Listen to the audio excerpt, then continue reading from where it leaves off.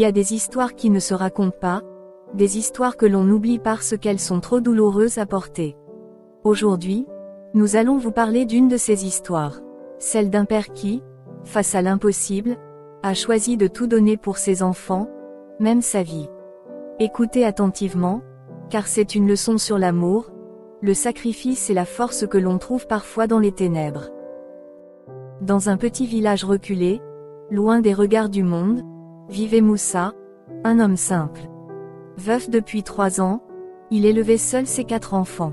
Leur maison, une bâtisse en terre battue, semblait se battre chaque jour contre le temps et les intempéries, tout comme Moussa se battait pour offrir une vie décente à ses petits. Depuis la mort de sa femme, Mariam, la vie n'avait été qu'une suite de luttes interminables. Chaque matin, Moussa se levait avant le soleil, non pas par choix, mais par nécessité. Il passait ses journées à chercher du travail, à effectuer des tâches éreintantes en échange de quelques pièces. Pourtant, malgré ses efforts, les assiettes restaient souvent vides, et la faim devenait une compagne familière dans leur foyer. Mais ce jour-là, la faim était différente. Elle était plus oppressante, plus implacable. Un matin d'espoir brisé. Ce matin-là, Moussa s'était réveillé avec une détermination nouvelle. Le regard de ses enfants la veille, leur ventre creux et leurs corps affaiblis, lui avait donné la force de tenter l'impossible. Il avait entendu parler d'un homme riche dans un village voisin qui embauchait des journaliers pour la récolte. Sans hésiter, Moussa entreprit le long trajet à pied, sous un soleil écrasant, ses pieds nus souffrant sur les chemins caillouteux. Quand il arriva enfin, l'homme le jaugea de haut en bas. « Tu sembles faible, » lui dit-il. « Mais je te donnerai une chance. Travailles-tu vite ?»« Oui, » répondit Moussa, sa voix ferme malgré l'épuisement. Il travailla toute la journée, portant des sacs de grains plus lourds que lui, sous la chaleur insupportable. À chaque effort, il se répétait intérieurement, « C'est pour eux. C'est pour mes enfants. » À la fin de la journée, il reçut une maigre somme, bien inférieure à ses attentes. Alors qu'il s'apprêtait à rentrer chez lui, un jeune garçon, affamé et pieds nus, lui tendit la main. « S'il vous plaît, monsieur, aidez-moi. » Le cœur de Moussa se serra. Cet enfant lui rappelait ses propres fils. Après un moment d'hésitation, il donna au garçon une partie de l'argent qu'il venait de gagner. Il savait qu'il ne pouvait pas tout garder pour lui. Le retour à la maison. Quand il rentra chez lui ce soir-là, la maison était silencieuse.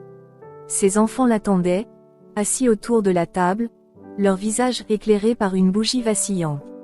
Il posa un petit sac de riz sur la table, et leurs regards s'illuminèrent brièvement. Mais cette joie fut de courte durée. « Papa, c'est tout ce que tu as ?» demanda doucement Awa. Moussa hocha la tête, incapable de parler. Il sentait les larmes monter, mais il ne voulait pas montrer sa faiblesse. « Ne t'inquiète pas, ma fille, » dit-il enfin. « Demain, je trouverai plus. » Mais dans son cœur, il savait que demain n'apporterait pas de miracle. La nuit du sacrifice. Ce soir-là, Moussa prit une décision qu'aucun parent ne devrait jamais avoir à prendre. Il se leva au milieu de la nuit, lorsque ses enfants dormaient profondément, et prépara un dernier repas. Ce n'était rien de plus qu'une petite soupe faite de riz, d'eau et d'un peu de sel. Il y ajouta des herbes sauvages qu'il avait cueillies sur le chemin. Quand le repas fut prêt, il s'assit à la table et écrivit une lettre. Ses mains tremblaient tandis qu'il écrivait chaque mot, ses larmes tombant sur le papier.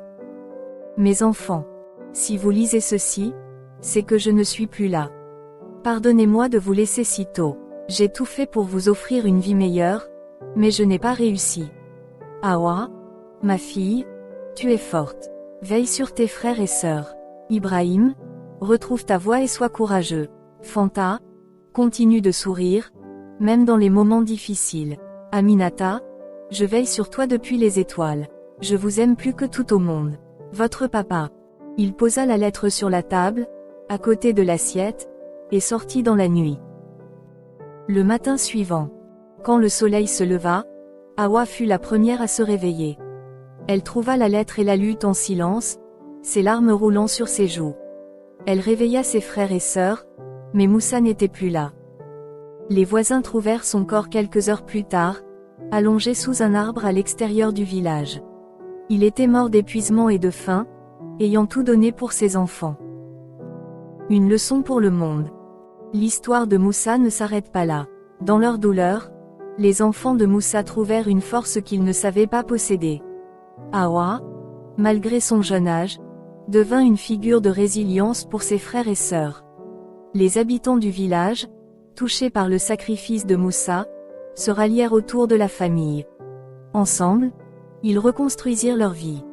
Et nous, les récits oubliés, racontons son histoire aujourd'hui, non pas pour évoquer la tristesse, mais pour rappeler la puissance de l'amour. Moussa n'est plus là, mais son sacrifice résonne encore dans les cœurs de ceux qui l'entendent. Ne l'oubliez jamais.